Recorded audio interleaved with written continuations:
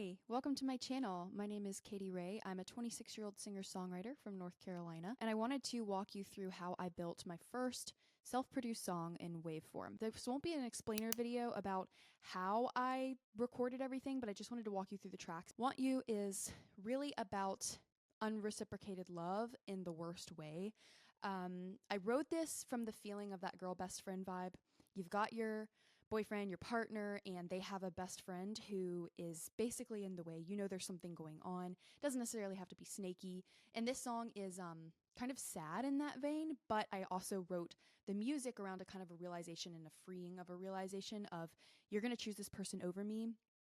And I need to face that. I have been making music for a long time.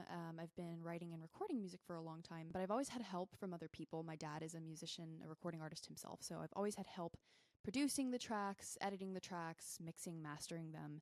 And I've really started to dive in over the last couple months, building them on my own and learning and going on that journey.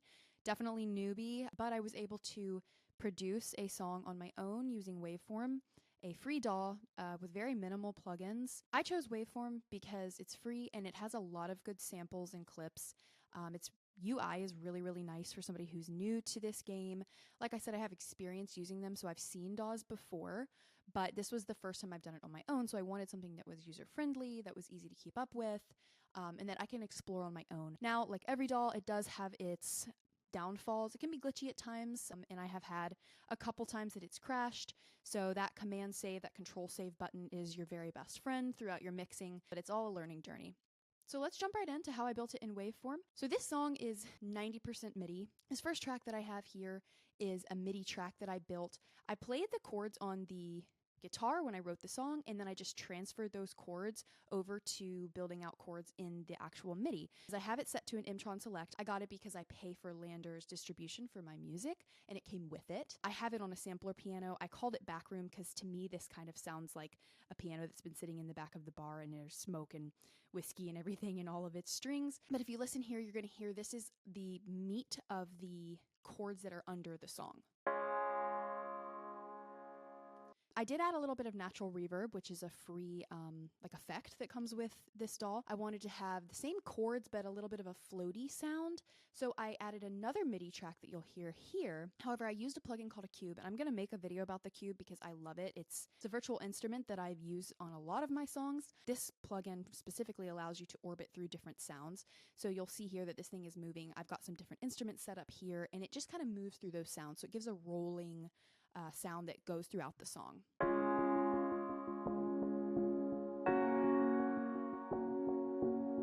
This really helps move the song forward. And again, I wrote this with wanting to have a sound of realization and a little bit of a freedom in it. The words are a little bit sad, but I didn't want necessarily the sound to be sad. I have a rhythm key in here that it's just a little bit more movement. It keeps the ear interested. I like to build up my track, so I start with a vocal, just a couple instruments maybe, and then I add on some harmony. I added another track to just keep the ear interested. I use the Mtron as well here because I didn't want so much movement, but I still wanted that piano sound, so that's what they sound like together.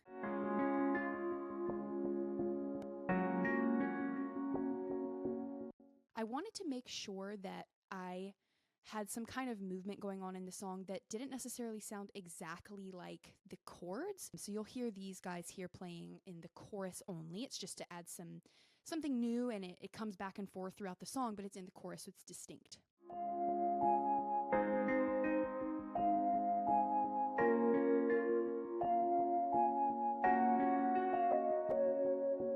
Here are my vocals. I'm a big fan of having your main vocal track on its own track with your effects or your plugins on that track. A lot of people use buses. I do use buses for my harmonies, but I want to control the vocal. This is not necessarily the best way to do it. I like how it sounds, and I use the Lander FX voice effect here, or plugin here. It's really easy to use. You can control your input and output here. I love the Pop Diva sound. For some reason, it sounds good on my voice. So this is the vocal without the plugin on. I knew that I had lost you and I've got some natural vibrato, so it's not bad, but I want something else. I want some spaciness. I want to feel like I'm listening to somebody live, and you would hear the reverb in a room. So we're going to add that back in. I knew that I had lost you So what I did with my harmonies, again, I build them. I added a high harmony throughout the second half of the chorus, in the pre-chorus into the chorus, and then I really only added a low harmony. Usually I do more, but I just added it here in the chorus just to have some differentiation, some build, and I put those harmonies on a bus so that I could make sure that they sound exactly the same, but I did pan them left and right on their own individual tracks. I've got a vocal bus down here that has both of these tracks going to it, and then I put the effect there so I can make them sound the same. For the drums, I went in here and I found a vintage beat that I really like, and I felt like it matched the vibe of my song. In the chorus, I wanted to add some differentiation, again, some build, some difference, so I added a tambourine.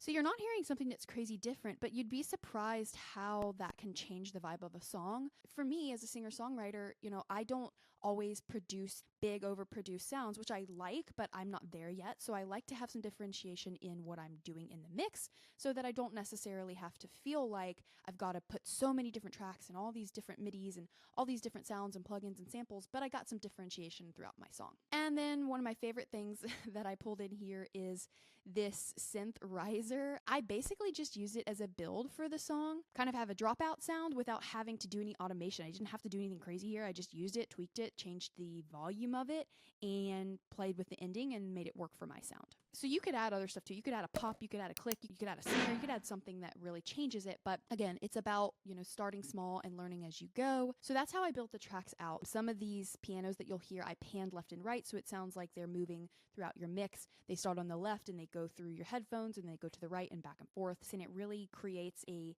fuller sound, and it's not so stagnant. It's not as muddy when you have some panning going on with some of your instruments. Editing and making the mix sound good before you master it is so important. I get a lot of feedback from some friends who also make music. I sent it to my dad, who, like I said, is a musician himself. Exporting it as a track and playing it in your car, making sure that you're listening to it in your headphones. I listen to it in Beats. I listen to it in AirPods. I listen to it just through the speaker of my phone, through my computer. I have had professionals master some of my stuff. I've had my dad do it, and I'm not there yet in learning how to do it. But there are plugins that you can use. So I hope you enjoyed learning how I made Want You. It's coming out December 9th, so please make sure to stream. You can pre-save. I'll drop the link below to make sure that you have that link. If you like this style video, I hope you'll subscribe and leave a comment. Give me some feedback on what you like or what you don't like. Have you used Waveform? Do you use a free version? Do you use a paid version? What do you like about it? I've got some videos planned on some of the plugins that I use and how to use them in this stall. So I hope that you'll subscribe or come back and visit me again in the future. Thanks for listening, and don't forget to pre-save Won't You? It's coming December 9th, 2024, and once it's live, I will also post the live link below as well. So thanks so much for checking me out, and I hope to see you soon. We'll see you next time.